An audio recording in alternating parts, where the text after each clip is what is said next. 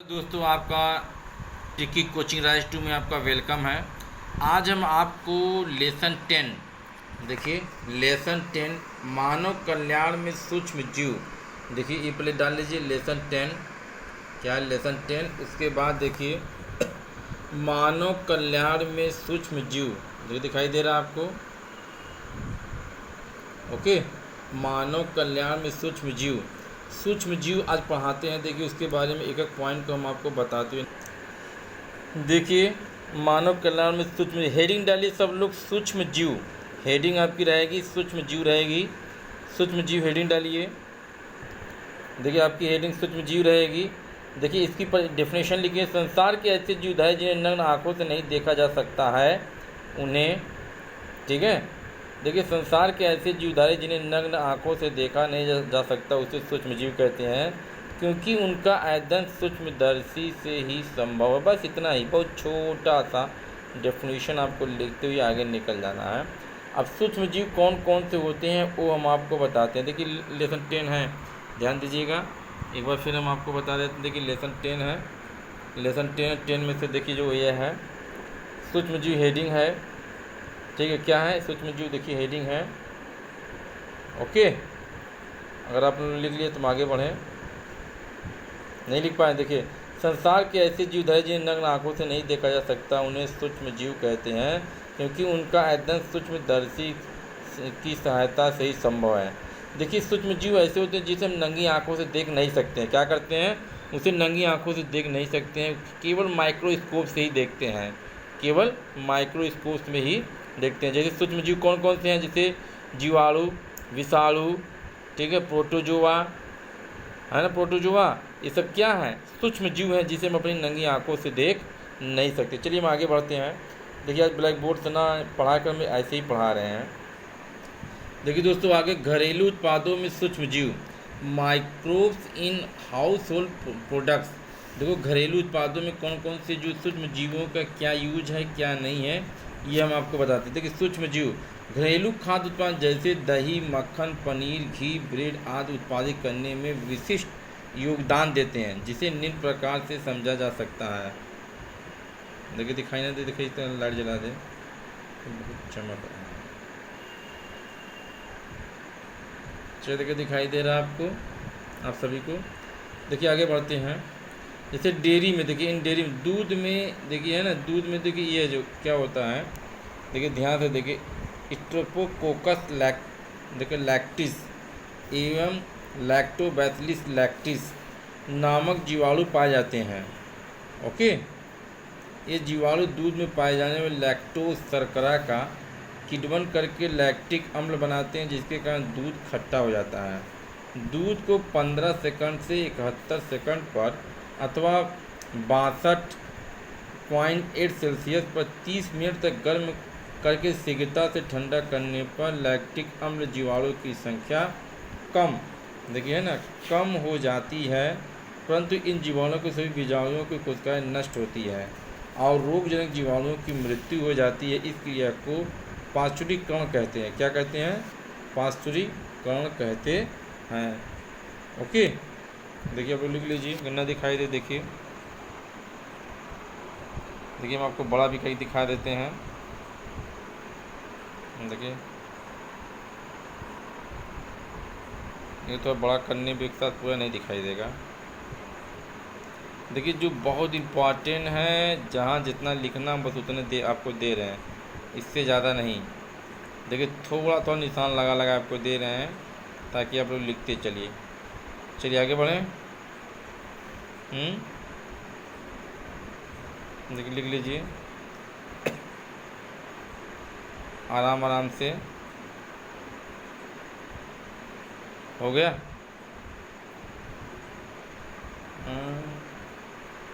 चलिए इसके बाद आगे बढ़ते हैं। अब देखिए आगे, देखिए कौन से जीवाणु क्या करते हैं ये हम आपको बता देते हैं इसमें पूरा। देखिए डेयरी उद्योग में जीवाणु के अत्यधिक उपयोग के कारण इनके अध्ययन के लिए एक नई शाखा डेयरी जीवाणु विज्ञान बनाई गई है। देख रहे हैं?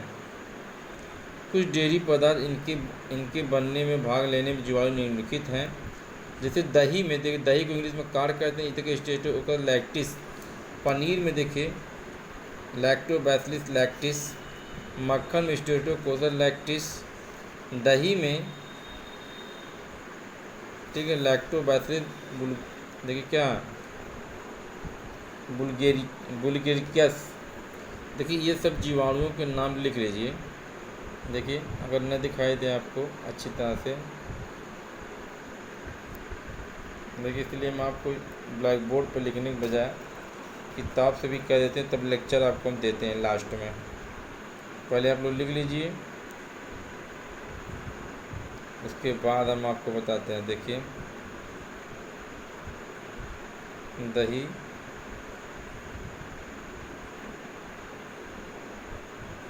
चलिए हो गया आगे।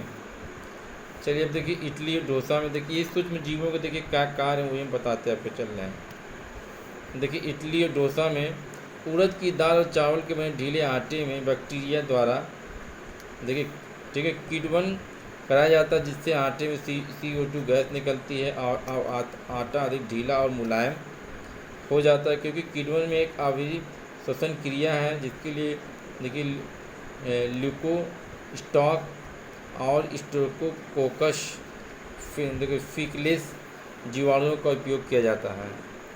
ओके, हिलाओ ना भाई। देखिए सब लोग लिख लीजिए, न दिखाई दे, देखिए आपको दिखाई दे रहे हैं। देखिए देखिए देख लीजिए,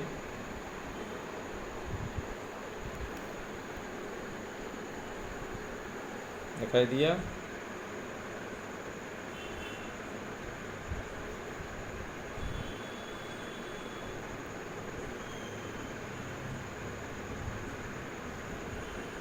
चलिए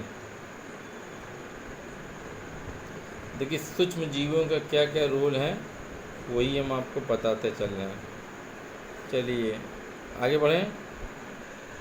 देखिए अगली हेडिंग डालिए, डबल रोटी उद्योग में कुछ ईस्ट जैसे सैक्रोमाइसीस सेरेविसी डबल रोटी बनाने में काम आते हैं। बस इतना ही, बस बस बस, ज़्यादा नहीं ज़्यादा नहीं ज़्यादा नहीं। आपको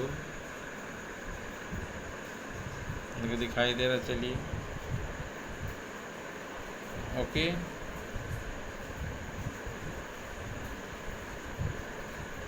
देखिए आपको आ रहा है ना, चलिए बस आगे देखिए। अब एकल कोशिका में देखिए,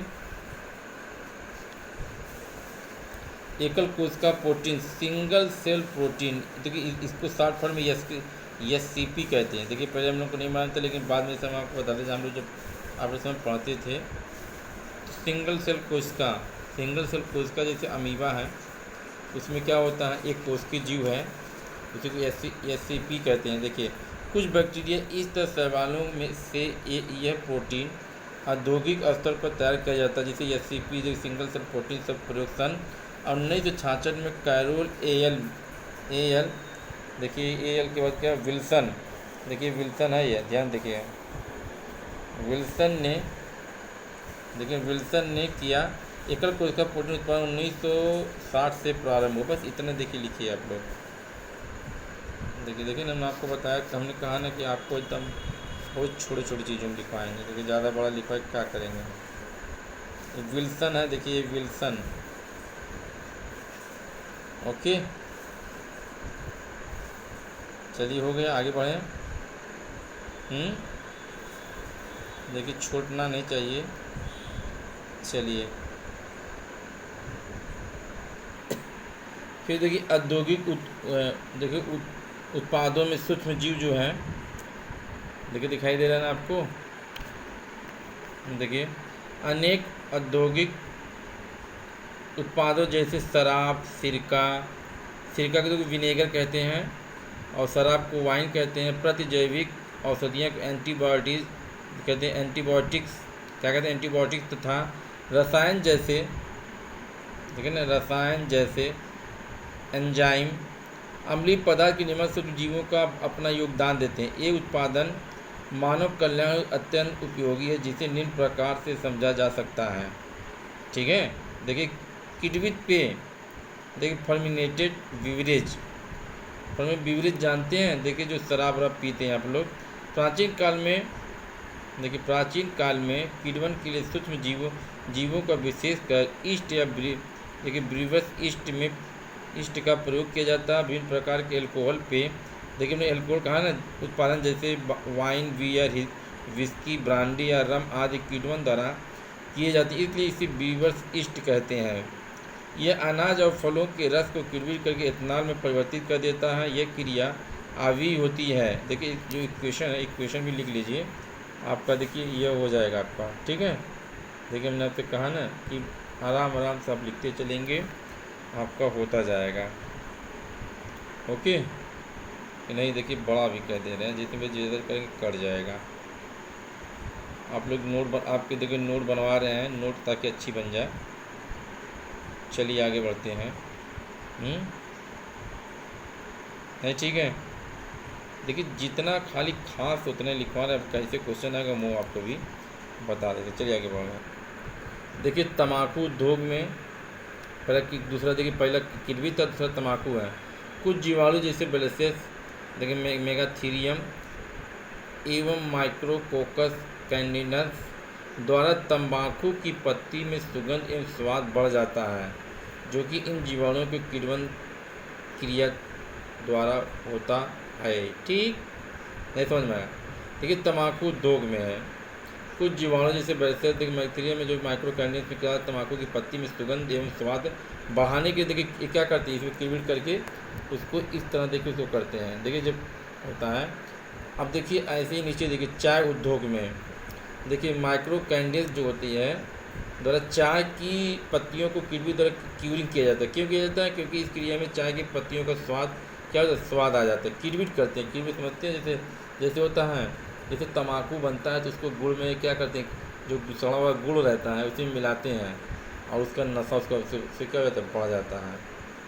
ठीक, देखिए ये सब नहीं लिखना है, बस खाली ये दोनों जितना निशान लगाएं, देखिए ये निशान लगाएं नहीं, बस उतना ही लिखिए। देखिए तम्बाकू और चाय उद्योग में बस यहाँ तक लिखिएगा, उसके बाद नहीं करना आपको। चलिए देखिए लिख लीजिए, उसके बाद हम फिर आगे बढ़ते हैं। चलिए आगे बढ़ें। वो चैप्टर बहुत छोटा, एक ही वीडियो में देखिए हम आपको एडजस्टमेंट कर देंगे। देखिए अगली हेडिंग रही अलेक्जेंडर फ्लेमिंग। ठीक है, देखिए दोस्तों हेडिंग डाली औषधियाँ या प्रतिजैविक। ठीक है, औषधियाँ या प्रतिजैविक डालिए हेडिंग में। देखिए इसको मेडिसिन्स एंटीबॉडीज़ कहते हैं, एंटीबॉडीज़। ठीक है, एंटीबॉडी। देखिए प्रतिजैविक शब्द का शाब्दिक अर्थ है एंटी माने विरोध, बॉडी माने जैविक, जीवन के खिलाफ अर्थात रोग फैलाने वाले जीवों के विरुद्ध काम करने वाला रसायन। ठीक है, इसकी खोज 20वीं शताब्दी में 1928 में अलेक्जेंडर फ्लेमिंग ने की थी। इन रसायनों का मनुष्य पर हानिकारक प्रभाव नहीं होता है। देखिए इनका चित्र देखिए, अलेक्जेंडर फ्लेमिंग, हार्वर्ड फ्लोवर, देखिए है ना, ये अंतर चैन है। देखिए अर्नस्ट चैन, देखिए इसको पहले आप लोग अच्छी तरह लिख लीजिए। देखिए तब हम आपको बताते कि लाइट भी करें अगर न दिखाई दे आपको। चलिए देखिए आप लोग इसको लिख लीजिए तब आगे बढ़ाएं। देखिए एंटीबायोटिक्स है, एंटीबायोटिक जो आप दवाएं खाते हैं, पेनिसिलिन जो है वही। पेनिसिलिन की खोज किसने की थी? Alexander Fleming. देखिए क्वेश्चन बहुत ज़्यादा ध्यान दीजिएगा। अलेक्जेंडर फ्लेमिंग ने क्या की थी? पेनिसिलिन की खोज की थी।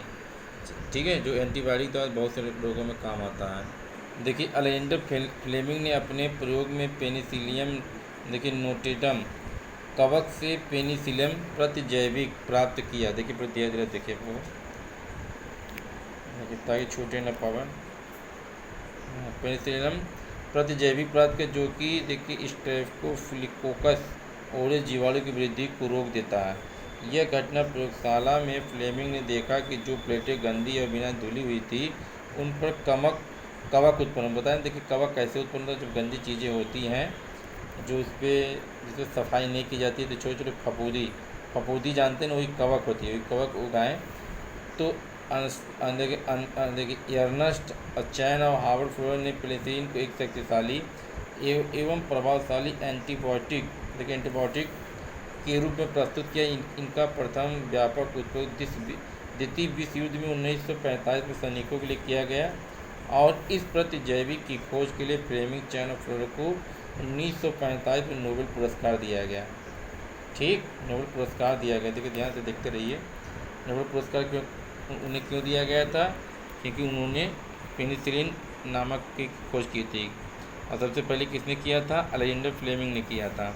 देखिए वर्तमान समय में 7,000 से अधिक प्रतिजैविक की खोज हो चुकी है, जिसमें कुछ प्रमुख जैसे प्लेग, काली खांसी, डिप्थीरिया, लेप्रोजी में कुष्ठ रोग आदि भयानक रोगों के उपचार प्रतिजैविक सहायता से किया जा सकता है। ओके, किया जा सकता है। देखिए कुछ जो है, देखिए प्रतिजैविक जो एंटीबायोटिक का नाम देखिए है ना, स्ट्रेप्टोमाइसिन है, क्लोरोमाइसिन है, ओरिमाइसिन है, टेट्रामाइसिन है, न्यूमाइसिन है ना। इनकी देखिए जीवाणु है जिससे बनाया जाता है। इनका देखिए है, आप लोग को देखिए दिखाई न दे, देखिए अच्छा दिखाई दे, देखिए देख लीजिए एकदम।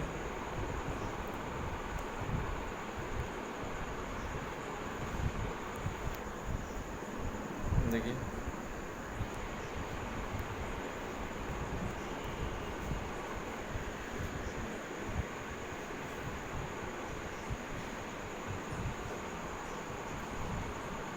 सब दिखाई दिया ना आपको? अगर ना दे तो बताइएगा। देखिए कोई छूटे ना आपका।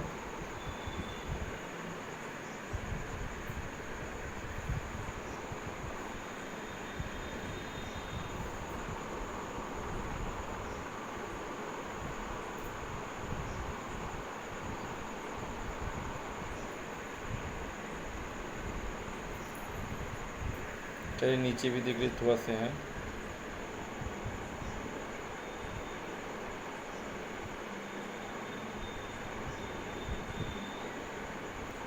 देखिए ये भी लीजिए पेनिसिलिन, देखिए इर्गोट, कीटोमेन, देखिए ना, सिफलोफेजिन, ग्लिसोबुलिन, देखो क्लेस, जितना भी है ये सब दवाओं को भी लिख लीजिए आप लोग।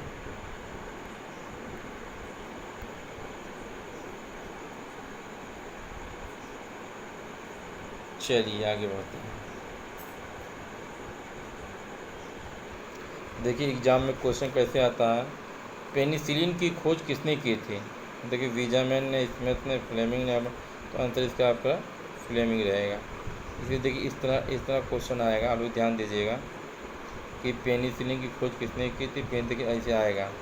इसलिए देखिए पेनिसिलिन हम आपको बताते जा रहे हैं। देख लीजिए क्वेश्चन अच्छी तरह से, आप लिख भी लीजिएगा। देखिए अगला क्वेश्चन है, प्रतिजैविकों को मुक्तः प्राप्त किया जाता है। देखिए प्रतिजैविकों को मुक्तः प्राप्त किया जाता है। किससे किया जाता है? जीवाणुओं से। देखिए जीवाणु जो होते हैं उन्हें प्रतिजैविक, एंटीबायोटिक उसी जीवाणुओं को मार कर देखिए बनाया जाता है। इसे देखिए प्रतिजैविक कहते हैं। एंटीबायोटिक है ना, देखिए एंटीबायोटिक, देखिए इसको भी लिख लीजिए आप लोग एकदम। देखिए छूटने ना पाए। चलिए आगे बढ़ते हैं। देखिए एग्जाम में कैसे क्वेश्चन आते हैं। देखिए किन्हीं 2 कवक प्रजातियों तो उनसे उत्पादित प्रतिजैविकों के नाम लिखिए। देखिए है ना, तो नाम लिखने। देखिए पेनिसिलिन है, देखिए पेनिसिलिन नाइट्रोम है, देखिए स्ट्रेप्टोमाइसिन है, स्ट्रेप्टोमाइसिन। लेकिन देखिए किन्हीं 2 कवक प्रजातियों उनसे उत्पादित प्रतिजैविक के नाम देखिए ना। इसलिए देखिए हम आपको कह रहे थे, देखिए आप लोग देखिए इसको ऐसे क्वेश्चन आएगा, ऐसे आपको लिखना पड़ेगा। 10वां क्वेश्चन बोल रहे हैं, देखिए 10वां, देखिए पेनिसिलिन, देखिए किन्हीं 2 एकदम आप लोग कुछ बताते जा रहे हैं कैसे क्वेश्चन है कैसे नहीं आएगा, इसलिए देखिए आपको बता रहे हैं। ओके चलिए आगे बढ़ते हैं। देखिए अगला क्वेश्चन है, किस भोजन आहार में लैक्टिक एसिड बैक्टीरिया मिलते हैं? इनके कुछ लाभप्रद उपयोगों का वर्णन कीजिए। देखिए लैक्टिक एसिड बैक्टीरिया लैक्टिक अम्ल उत्पादन करके दूध को दही बदल देता है। ये दूध की शर्करा में लैक्टोज, देखिए ना, देखिए दिखाई नहीं दे, बताइएगा। दिखाई तो दे रहा है। चलिए देखिए लैक्टिक एसिड में बदलता है। लैक्टिक अम्ल दूध के प्रोटीन देखिए केसिन में जमा कर दही में परिवर्तित कर देता है। ये जीवाणु से लैक्टोज को निकाल देता है, परंतु बहुत से व्यक्तियों को बिना लैक्टोज के दूध पीने से एलर्जी होता है। होता है ना, ये जीवाणु महत्वपूर्ण विटामिन B12 उत्पन्न करते हैं तथा ये सड़ाने वाले जीवाणु हानिकारक व सूक्ष्म जीवों की वृद्धि से रोकते हैं। देखिए हो गया ना। चलिए आप लिख लीजिए। देखिए कैसे कैसे क्वेश्चन आए, कैसे आंसर लिखना, आपको ये भी देखिए दिमाग में डालते। देखिए इसलिए जितना पीछे लिखवाएं तो उसी आधार पर क्वेश्चन बताते भी जा रहे हैं एकदम। ओके चलिए आगे बढ़ते हैं। देखिए चाय उद्योग में चाय की पत्तियों में किण्वन किस सूक्ष्म जीवों द्वारा किया जाता है। देखिए चाय उद्योग में चाय की पत्तियों में किण्वन माइक्रोकोकस देखिए कर्निकस नामक जीवाणु द्वारा किया। देखिए पीछे मैंने बताया था ना। देखिए उसी का क्वेश्चन आंसर कैसे आ रहा है उसे हम आपको बताते जा रहे हैं। फिर देखिए सिरका के उत्पादन में किन जीवाणु का उपयोग होता है। सिरका के उत्पादन में देखिए एसिबैक्टर देखिए एसिटाइन नामक जीवाणु का उपयोग किया जाता है। देखिए वैसे यही क्वेश्चन लिखना अच्छा। देखिए यहाँ से लिखना दूसरा, तीसरा, चौथा क्वेश्चन बस। अभी देखिए वही तो मत लिखिएगा। ओके चलिए अब लिखिए, आगे बढ़ते हैं आप।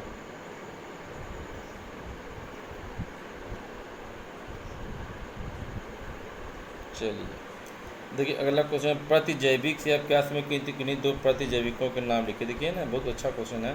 हमारे शरीर में प्रवेश करने वाले हानिकारक सूक्ष्म जीवों विशेषकर जीवाणुओं को मारने वाले रसायन प्रतिजैविक कहलाते हैं। इनका उत्पादन सूक्ष्म जीवों द्वारा किया जाता है। दो प्रमुख प्रतिजैविक के नाम हैं। देखिए पेनिसिलिन, स्ट्रोपोमाइसिन। देखिए ना देखिए इसलिए बार बार आपको लिखवा रहा है। पेनिसिलिन बहुत इंपॉर्टेंट है, आप लोग इसको लिखते चलिए, आप लोग को देखिए आता भी रहे। ठीक है ना। चलिए अब लिख लीजिए एकदम। उसके बाद देखिए सूक्ष्म जीव वाले ख़त्म हो जाए तो वही तो मतलब आपको पढ़ाते हैं। ठीक चलिए आगे बढ़ना है।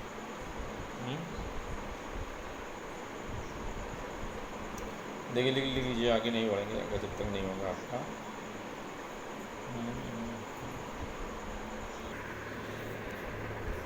देखिए एक क्वेश्चन देखिए इस तरह, एंटीबायोटिक को परिभाषित कीजिए। पेनिसिलिन की खोज किसने की। पेनिसिलिन के महत्व को स्पष्ट कीजिए। देखिए इस तरह क्वेश्चन आया तो एंटीबायोटिक में देखिए मैं आपको बता, पेनिसिलिन की खोज फ्लेमिंग ने की थी तो मैं आपको बता दिया। एंटीबायोटिक आपको पीछे बता दिए।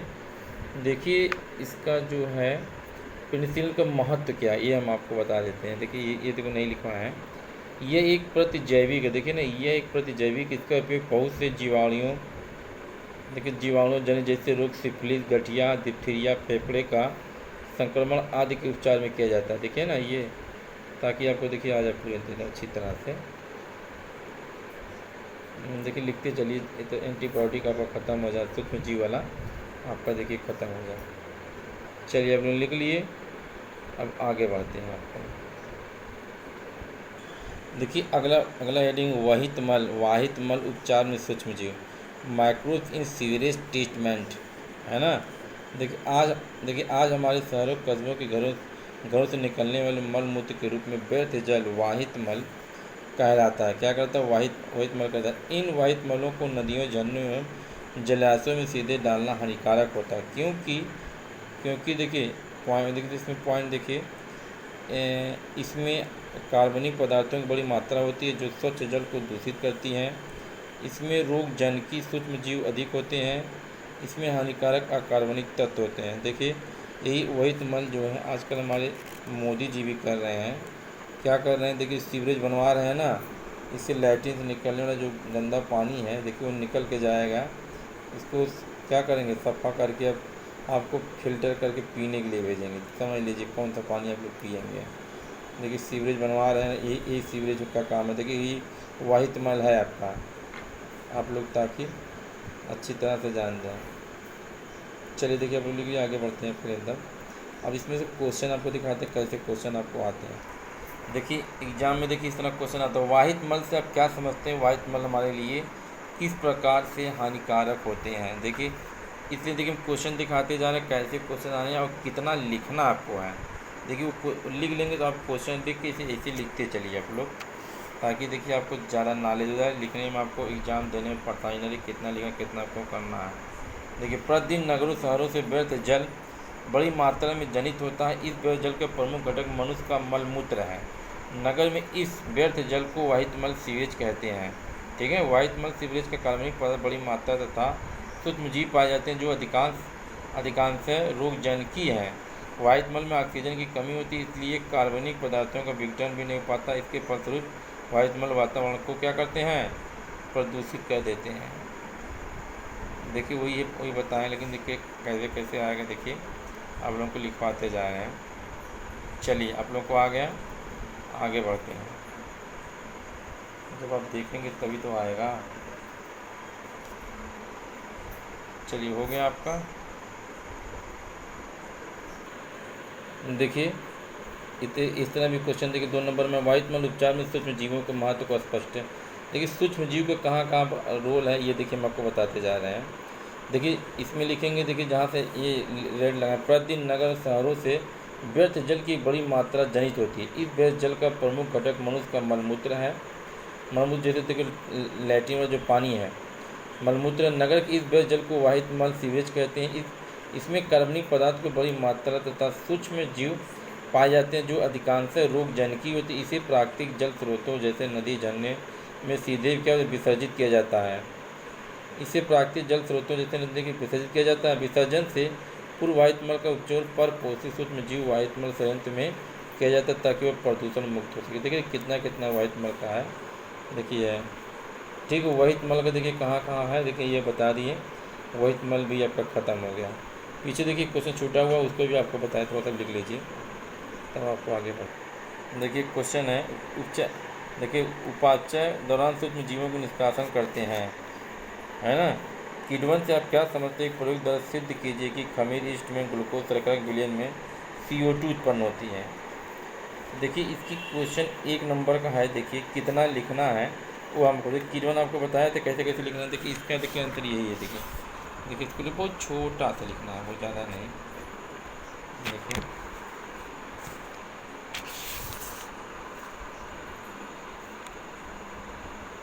देखिए चावल आटा दाल,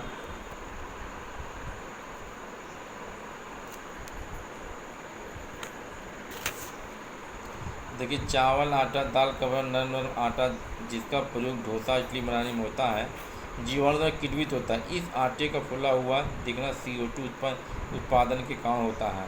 देखिए इसमें ये इक्वेशन आप लिख लीजिएगा, देखिए है ना, बस लिख लीजिए। इसी तरह ब्रेड का सना हुआ आटा ईस्ट द्वारा किण्वित होता है ताकि वो फूलता है, देखिए इसलिए फूलता है, लोग बड़े चाव से खाते हैं।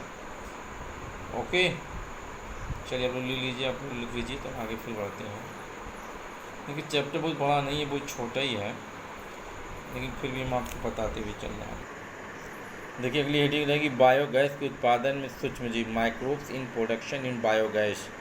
देखिए बायोगैस या गोबर गैस, देखिए बायोगैस या गोबर गैस एक ज्वलनशील गैस है जो अपशिष्ट जैव सनित है ना, जैव सनित के देखिए अनाक्षी विखंडन से उत्पन्न होती है। इसका उत्पादन एक अनाक्षी क्रिया है जो वायुरोधक बंद टैंक में, बंद रोधक टैंक में तो जिसे बायोगैस संयंत्र या डाइजेस्टर कहते हैं। बस इतना ही लिखना है आपको, ज़्यादा नहीं लिखना।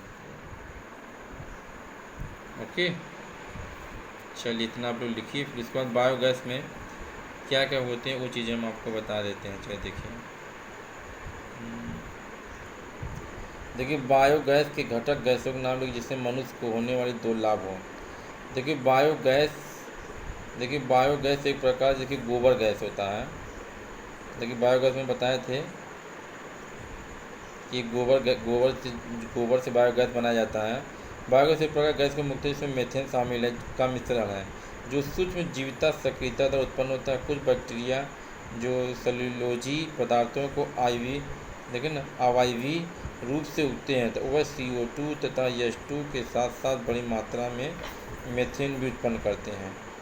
देखिए है ना, देखिए इस तरह करते हैं। बायोगैस क्या गोबर को सड़ा कर देखिए बनाया जाता है ताकि उसमें क्या होते हैं लोग खाना बनाते हैं, जो खाना ना करते हैं वही बायोगैस का ही काम है। चलिए देखिए अब लिख लिए तो आगे बढ़ते हैं।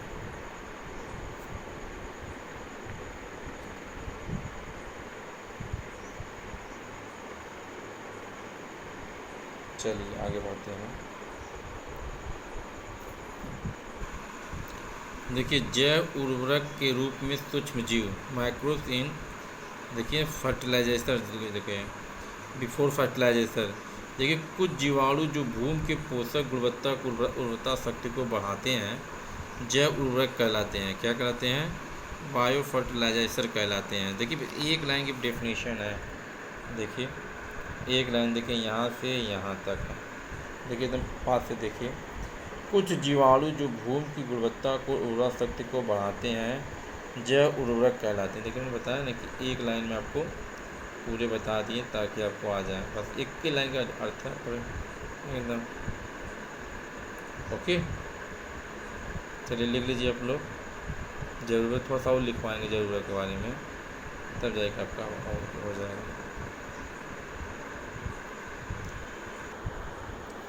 देखिए क्वेश्चन जो है देखिए इस तरह आया है, जैव उर्वरक क्या कि दो जीवाणुओं के नाम लिखिए जो मृदा वायुमंडलीय नाइट्रोजन स्थिति। देखिए क्वेश्चन किस तरह आते हैं, देखिए ये मेरे आपको बताते जा रहे हैं कि आप इसको समझ के बोलते। देखिए अभी हम परिभाषा लिखाई दी, जैव उर्वरक के प्रकार का जीव है, देखिए है ना, जो मृदा की पोषक गुणवत्ता को बनाए रखते हैं। देखिए दो क्या बोले जीवाणुओं का नाम, देखिए नॉन स्टॉक है एनाबीना, देखिए टोलीफ्लोस्टिक्स आदि वायुमंडल है। लेकिन नॉन स्टॉक एनाबीना टोलीफ्लोस्टिक्स वायुमंडल से नाइट्रोजन गैस को ग्रहण करके इसे नाइट्रोजन यौगिक में परिणित कर देती हैं। देखिए है ना, ये देखिए ये कभी लिखते चलिए। ओके चलिए अगर आप लोग लिख लें देखिए आगे आपको बताते हैं, जरूर थोड़ा बिना और लिखना है। देखिए आगे जैव उर्वरक के रूप में सूक्ष्म जीव, देखिए जैव उर्वरक के रूप में सूक्ष्म जीव जो हैं किस तरह करते हैं, देखिए है ना। देखिए जैव उर्वरकों का मुख्य स्रोत जीवाणु, कवक तथा साइनोबैक्टीरिया होते हैं। देखिए है ना, देखिए लेगुमिनस पादपों की जड़ों में उपस्थित ग्रंथियों का निर्माण राइजोबियम जीवाणु के सहजीवी संबंध द्वारा होता है। इस जीवाणु वायुमंडलीय नाइट्रोजन को स्थिरीकृत करके कार्बनिक रूप में परिवर्तित करते हैं। मृदा में मुक्तावस्था में रहने वाले अन्य जीवाणु जैसे एजोफाइलस तथा एजोबैक्टर भी वायुमंडलीय नाइट्रोजन को स्थिर कर मृदा में नाइट्रोजन अवयव की मात्रा को बढ़ाते हैं ना। देखिए कवक अनेक पादपों के साथ सहजीवी संबंध स्थापित करते हैं। इस संबंध को माइकोराइजा कहते हैं। ग्लोमस जीनस के बहुत से कवक सदस्य माइकोराइजा बनाते हैं। इस संबंध में कवकी सहजीवी मृदा से जल एवं पोषक तत्वों को अवशोषण कर पादपों को प्रदान करते हैं, पादपों से भोजन प्राप्त करते हैं। देखिए भोजन प्राप्त करते हैं, देखिए इतना आपको हो गया ना। इसके आगे फिर देखिए लिखना है तो नीचे देखिए, अब इसके आगे नीचे देखिए क्या है, देखिए प्राप्त करते हैं, देखिए यही तक है ना करते हैं। देखिए साइनोबैक्टीरिया स्वपोषित सूक्ष्म जीव है जो जलीय तथा स्थलीय वायुमंडल में विस्तृत रूप से पाए जाते हैं। इनसे अधिकांश वायुमंडलीय नाइट्रोजन को नाइट्रोजन यौगिक के रूप में स्थिर करके मृदा की उर्वरता को बढ़ाते हैं। जैसे देखिए एनाबीना, नॉन स्टॉक आदि। धान के खेत में साइनोबैक्टीरिया महत्वपूर्ण जैव उर्वरक की भूमिका निभाते हैं। देखिए है ना, इसीलिए देखिए हम आपको बताएं कि इतना देखिए अब लिखते जाइए। ये जैव उर्वरक भी ख़त्म हो गया मेरा, देखिए इतना लिख लेंगे आपको हो जाएगा। चलिए आगे बढ़ते हैं, छूटा नहीं ना आपका।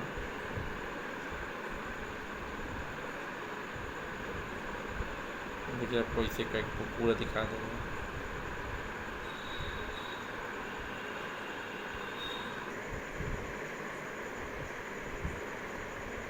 देखिए अगला क्वेश्चन है जैव उर्वरकता रासायनिक उर्वरकता में अंतर।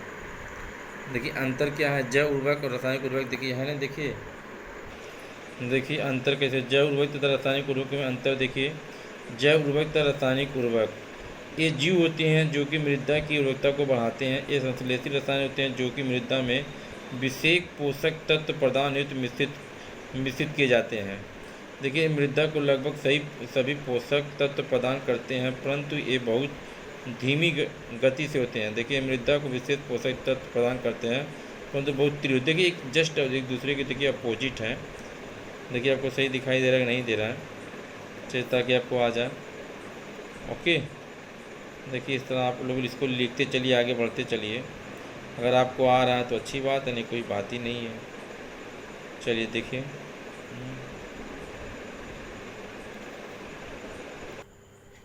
देखिए जैव नियंत्रण हेडिंग डालिए। जैव नियंत्रण पादप रोगों तथा पीड़कों के नियंत्रण के जैव वैज्ञानिक विधि का प्रयोग ही जैव नियंत्रण होता है। आधुनिक समाज में समस्या रासायनिक कीटनाशक एवं नाशकों के बढ़ते हुए प्रयोग की सहायता नियंत्रण की जाती है।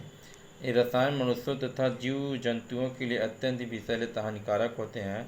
विषाक्त रसायन खाद्य श्रृंखला के माध्यम से जीवधारियों के शरीर पहुँचते हैं, ये पर्यावरण को भी प्रदूषित कर देते हैं। ठीक, देखिए आप लोग लिख लीजिए इसको, तब आगे बढ़ते हैं। चलिए देखिए,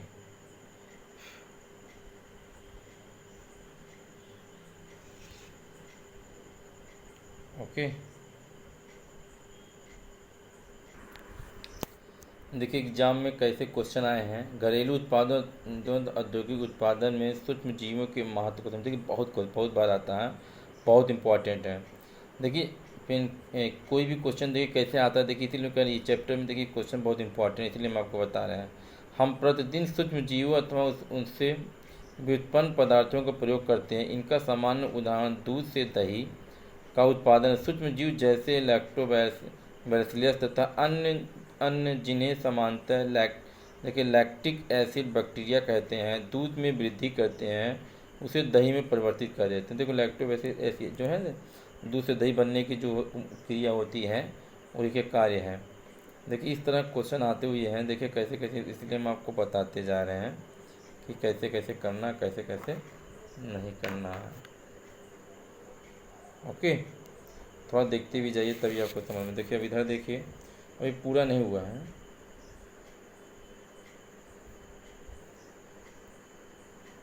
देखिए होगा ना, इसके अतिरिक्त डोसा, इडली, ब्रेड आदि को बनाने में भी सूक्ष्म जीवों का प्रयोग किया जाता है, जो दाल, चावल, आटे और मैदा में स्पंजित कर देते हैं। स्पंज में देखो फूलते हैं। औद्योगिक उत्पादन में सूक्ष्म जीव, देखिए औद्योगिक क्षेत्र में सूक्ष्म जीवों का प्रयोग बहुत यातायात किया जाता है।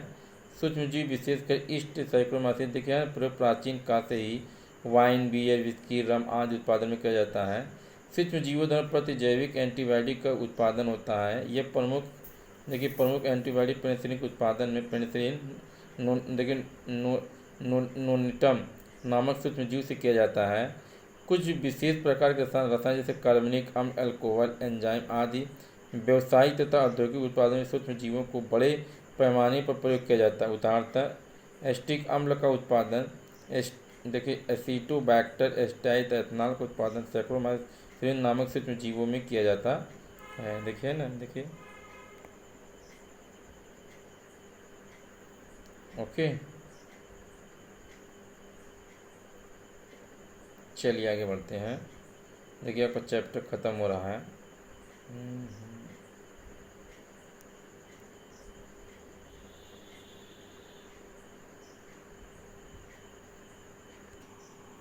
देखिए एग्जाम में किस तरह क्वेश्चन आते हैं, देखिए वो भी हम आपको दिखाते चल रहे हैं।